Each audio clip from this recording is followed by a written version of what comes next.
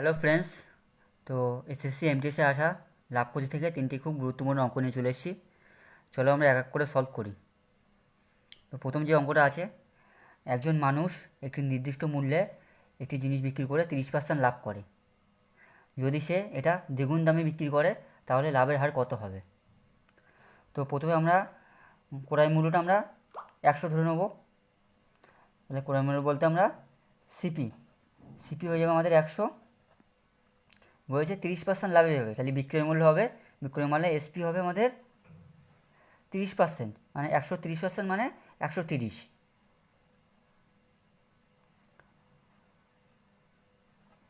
এবার কী বলেছে, যদি সে এটা দ্বিগুণ দামে বিক্রি করে, তাহলে 130 টাকায় বিক্রি করেছে, যদি সেটা দ্বিগুণ দামে বিক্রি করে তাহলে তার লাভের হার কত? দ্বিগুণ দাম বলতে তাহলে আমাদের দ্বিগুণ দাম 130-এর দ্বিগুণ হয়ে যাবে 260, তাহলে লাভের হার কত?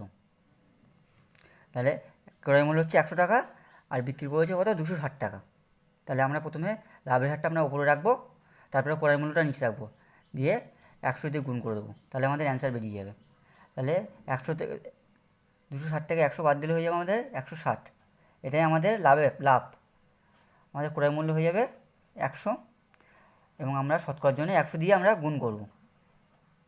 100 কেটে গেল, আমাদের অ্যান্সার হয়ে যাবে 160। সঠিক অ্যান্সার হচ্ছে অপশান এ।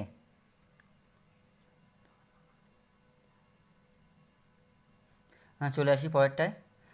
একটি জিনিস 10% ক্ষতির পরিবর্তে 10% লাভে বিক্রি করায় লোকটি আরও 20 টাকা লাভ করে। জিনিসটির ক্রয় মূল্য কত?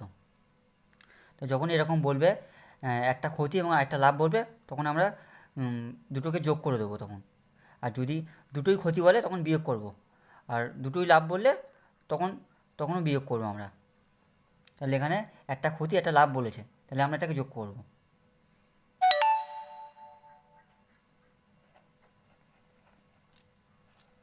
তো 20%-এর মান হচ্ছে আমাদের এই 20।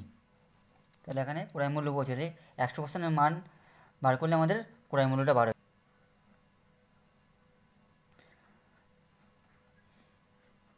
তো 100%-এর মান হচ্ছে আমাদের 100।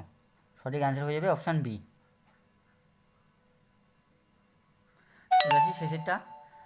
শেষটা কী বলছে, রাম 1 ডজন টেবিল 28 টাকায় কেনে এবং প্রত্যেকটি টেবিল 800 টাকায় বিক্রি করে, তার লাভের হার কত? তাহলে এখানে ক্রয় মূল্য হচ্ছে 1 ডজন মানে 12টার দাম কত? 8000 টাকা।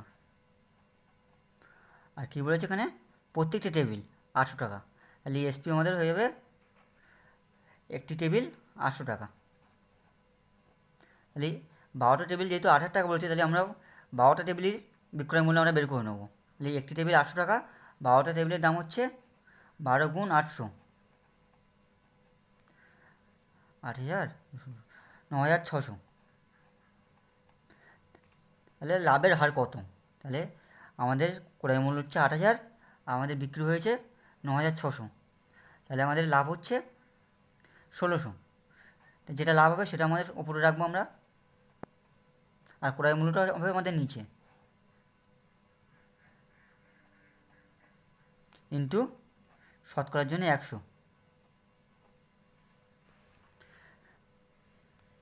100 দিয়ে আমরা কাটি, 100 দুটো শূন্য কাটা, এ দুটো শূন্য কাটা, তো 8 কুড়ি 160।